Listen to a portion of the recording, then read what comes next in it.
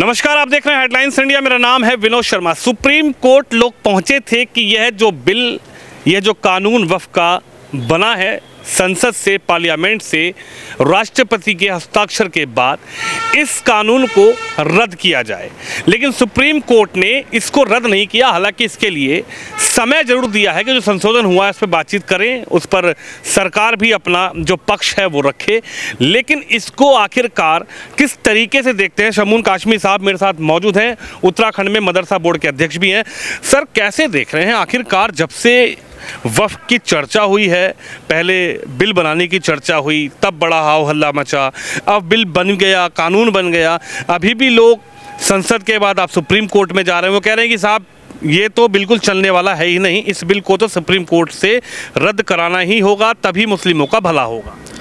देखिए, पहली बात तो ये है कि मैं इस लोकतांत्रिक व्यवस्था की और जिसके ऊपर कांग्रेस ने मुसलमानों को बहुत पैनिक किया है, उन्हें गुमराह किया है, और भारतीय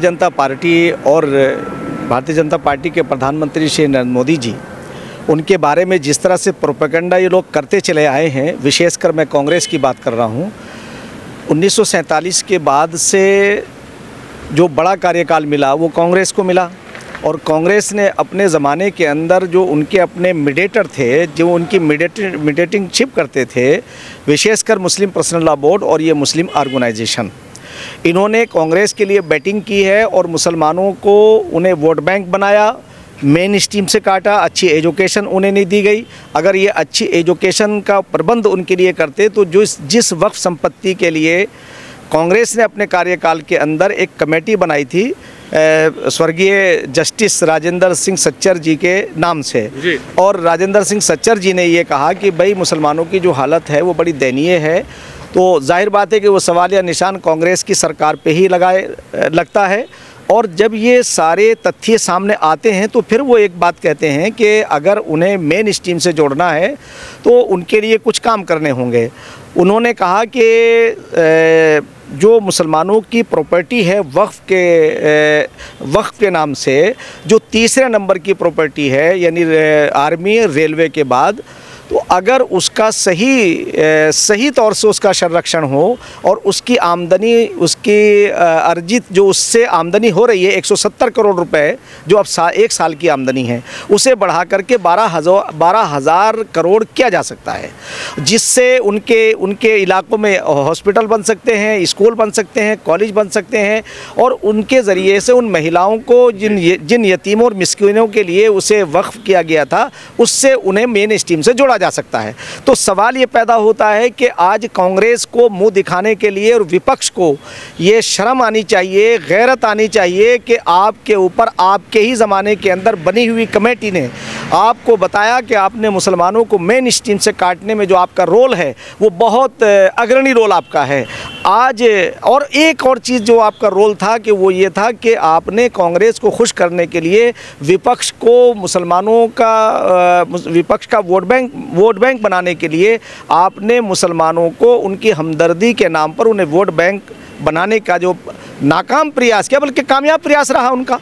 तो मैं ये सवाल पैदा होता है कि आप ये बताइए कि उस वक्फ संपत्ति को जो गरीबों के लिए, जिनके लिए हॉस्पिटल बनने चाहिए थे, स्कूल और कॉलेज बनने चाहिए थे, उस पर इन मीडिएटरों के, मुस्लिम पर्सनल लॉ बोर्ड को मैं ख़ास तौर से कटघरे में खड़ा करना चाहता हूं, और मुसलमानों से ये कहना चाहता हूं कि आपको अपने दोस्त और दुश्मन की पहचान करिए कि 1947 के बाद 60 साल का कार्यकाल जो होता है, जो कांग्रेस को मिला है, उन्होंने सारे जितने वक्फ के जो अध्यक्ष बनाए हैं वो सभी मुसलमान थे।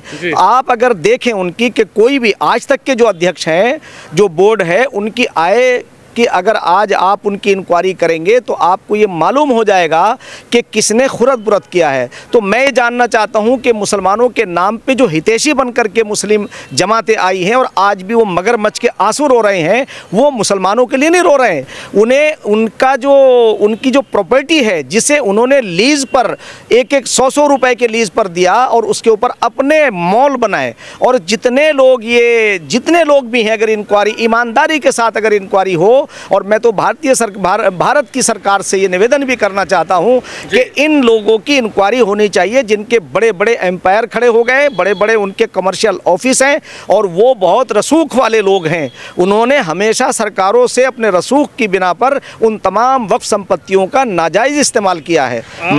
आप इंक्वायरी की बात कर रहे हैं, लेकिन वहीं कुछ लोग लगातार सुप्रीम कोर्ट जा रहे हैं। वो कह रहे हैं कि साहब अगर ये बिल पास हो गया, बिल तो हालांकि कानून बन गया है, कि ये अगर यूं ही चलता रहा, ये कानून इम्प्लीमेशन में आ गया, इम्प्लीमेशन में हो गया, तो मस्जिदों में ताले लग जाएंगे, कब्रें। वही आपको बात पूरी करना चाहूँगा। देखिए एक बात सुनिए, बहुत अच्छी बात चिंता कर रहे हैं ना, वो तो सुप्रीम कोर्ट तक जा रहे हो, कह रहे हैं कि साहब हम तो लड़ाई लड़ेंगे मुस्लिमों की। आपके जरिए से मैं मुसलमानों से 1 to 1 बात कर रहा हूँ कि अब ये देखिए कि जिनके कमर्शियल ऑफिस बने हुए हैं, जिनके एम्पायर खड़े हुए हैं, क्या आप उनसे ये पूछेंगे कि उन्होंने मुसलमानों के लिए स्कूल और कॉलेज क्यों नहीं बनाए, उन्होंने मेन स्ट्रीम से क्यों उन्हें जुदा किया, वो एक विशेष पार्टियों के वो क्यों मीडिएटर बने रहे, उन्होंने भारतीय जनता पार्टी और आरएसएस से क्यों डराया। मैं आज आपसे पूछना चाहता हूं और कहना भी चाहता हूं कि इन 11 साल के कार्यकाल के अंदर प्रधानमंत्री श्री नरेंद्र मोदी जी ने किसी योजना के अंदर अगर कोई भेदभाव किया हो तो आप मुझे आके आप बताइए कि कौन सी योजना के अंदर उज्ज्वल योजना हो, कच्चे मकान पक्के बनना हो, शौचालय हो और इसी तरह से जो मुद्रा लोन हो, इसी तरह से आयुष्मान कार्ड हो,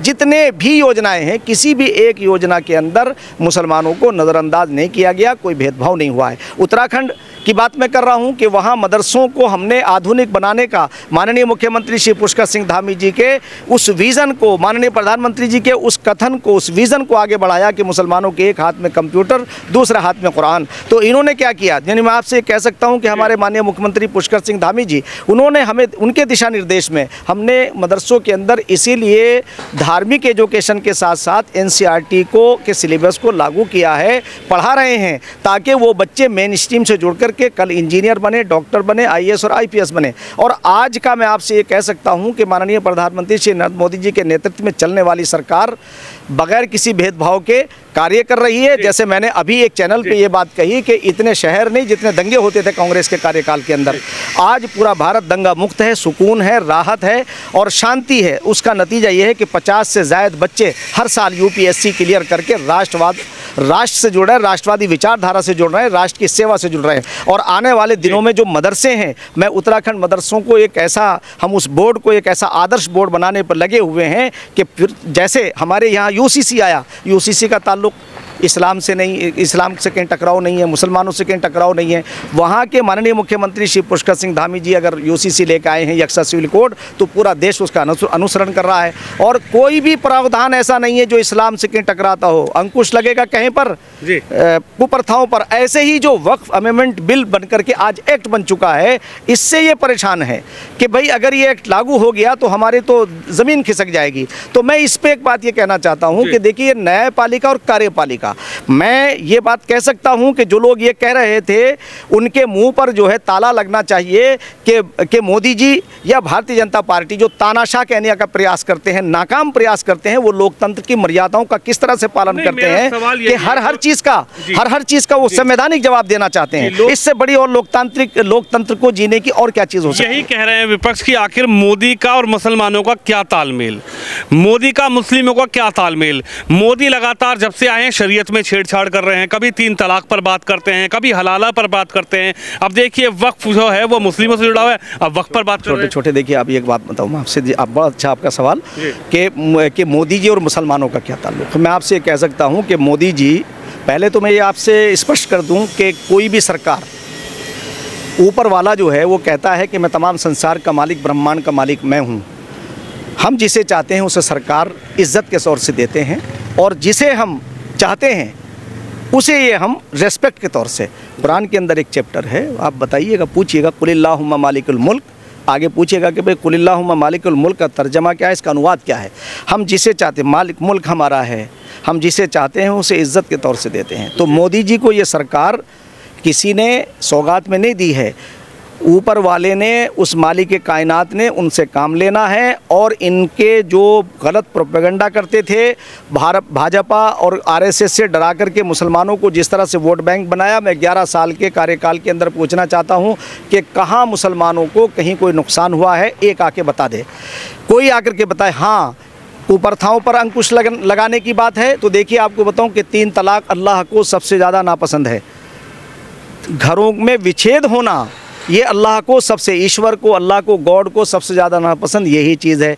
दूसरे सेकंड में आपसे कहना चाहता हूँ कि जो ये लोग कह रहे हैं कि जैसे हलाला उसकी वो तो प्रथा ही नहीं थी, उस कुप्रथा को इन्होंने लागू किया, उसका इन्होंने मिसयूज़ किया, महिलाओं को असम्मान से गुजरना पड़ा, उस पर आज अंकुश लगा है। तो मैं ये कहना चाहता हूँ मेरे सामने बैठ कर के बात करें। मैं शरीयत का एक छात्र रहा हूँ, मैंने भी शरीयत को पढ़ा है। एक इनमें से आके कोई बता दे कि कहाँ शरीयत के अंदर मुदाखलत मोदी जी ने की है। और मोदी आज बगैर किसी भेदभाव के वो किसी भी वर्ग के खिलाफ नहीं है। जैसे मैंने आपसे कहा कि हमारी उत्तराखंड की सरकार, माननीय मुख्यमंत्री पुष्कर सिंह धामी जी बगैर किसी भेदभाव के उन बच्चों को इंजीनियर, डॉक्टर, आईएएस और आईपीएस बनाना चाहते हैं। अब क्या है, जैसे अभी एक सवाल आता है, मैं मुसलमानों से कहना चाहता हूँ कि भाई हमारे रसूल ने, हमारे पैगम्बर ने हमें ईमानदारी के लिए कहा कि तुम ईमानदारी से जियो और ईमानदारी के ऊपर चलो।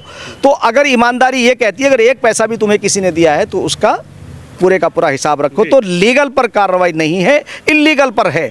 हम ये कहते हैं कि लीगल का रास्ता अपनाइए ताकि तुम्हारा दीन भी बाकी रहे और तुम भी बाकी रहो। अब रह जाती बात न्यायपालिका और कार्यपालिका की। जैसे मैंने पहले कहा कि सुप्रीम कोर्ट ऑफ इंडिया जहां उन सारे प्रावधान के ऊपर गहराई से विचार कर रहा है और सरकार अपनी बातों को कह रही है और सरकार सुप्रीम कोर्ट को सुप्रीम ही मान के चल रही है, बिल्कुल। तो इससे ज़्यादा लोकतांत्रिक मर्यादाओं का पालन करने वाला कौन है? कांग्रेस ने तो अपने कार्यकाल के अंदर बहुत सारी चीज़ें, मैं कहना नहीं चाहता हूं कि जब इमरजेंसी लगी और इमरजेंसी के बाद जो सारी चीज़ें सामने आई हैं, किस तरह से उन्होंने उन तमाम कानूनों का इस्तेमाल किया, तमाम उन जो संस्थाएं थी हमारी सरकारी, संवैधानिक, उनका इस्तेमाल किया। और यही नहीं, मैं और बात कहना चाहता हूँ आपसे कि जो लोग कहते हैं कि मोदी और मुसलमान, इनसे मैं पूछना चाहता हूँ, अभी एक परिवार के 5 सदस्य पार्लियामेंट के अंदर हैं, अखिलेश यादव के, समाजवादी पार्टी के।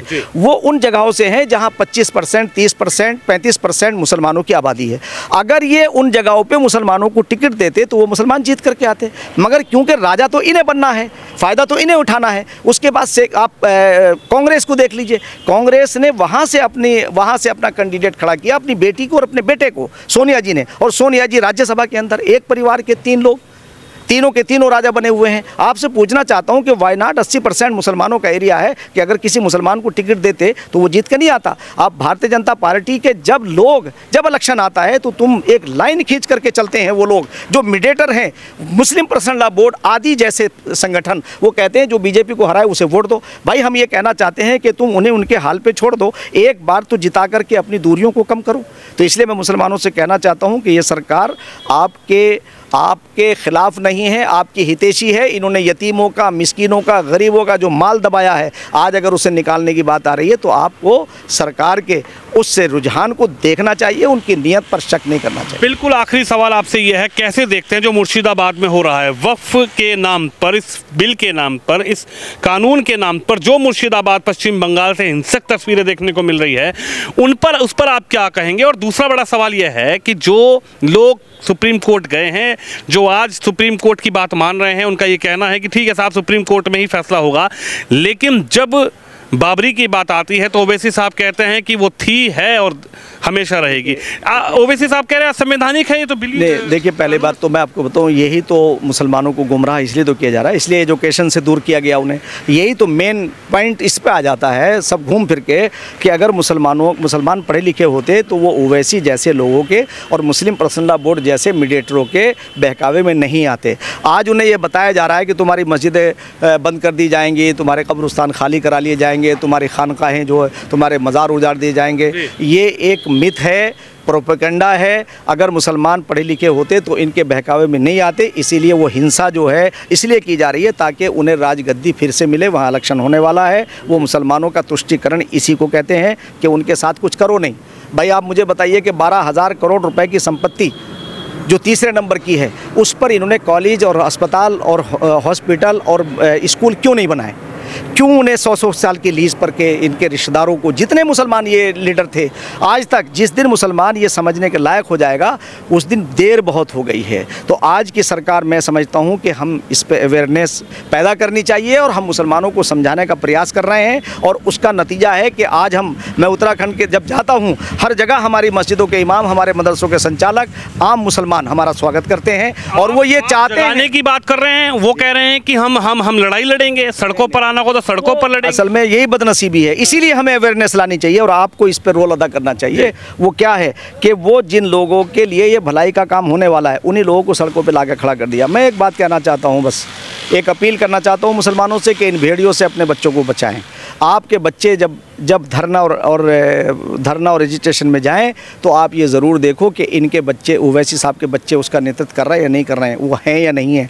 जैसे ये तथाकथित जो मुस्लिम लीडरशिप है, इसमें इनके दो फ़ायदे हैं शर्मा जी, इनके दो फ़ायदे यूँ हैं कि अगर उन बच्चों पर कार्रवाई होगी वो जेल में जाएंगे, उनका परिवार जो है डिस्टर्ब होगा। तो जब वो असंतोष पैदा होगा उनके अंदर, तो ये यही चाहते हैं कि सरकार से असंतोष पैदा हो और मुसलमानों को वोट बैंक बनाने में इन्हें आसानी हो और फिर से सत्ता हासिल हो। मैं मुसलमानों से कहना चाहता हूं कि, और सरकार से भी, मैं अपने सरकार के उस तंत्र से, मैं आज माननीय किरण रिजिजू जी से भी मिला हूं और उनसे मैंने कहा कि आपके प्रयास जो हैं सराहनीय हैं, मगर हम चाहते हैं कि आप एक ऐसा एक तंत्र तैयार करें कि मुसलमानों के बीच में जाकर के हम उन्हें अवेयर करें और बताएं उन गरीबों को कि ये तुम्हारे गरीबों का माल था जो तुम्हें मिलेगा, इन्होंने तुम्हारे माल को हड़पा है और ये सब दीन के नाम पे हुआ, धर्म के नाम पे हुआ है। बड़े बड़े धर्माचार्य उन तमाम जायदादों के ऊपर काबिज हैं। तो हम ये भी चाहेंगे, मैंने तो आज मुबारकबाद दी उन्हें, किरण रिजिजू जी को, और उनसे कहा कि आप बहुत बधाई के पात्र हैं माननीय प्रधानमंत्री जी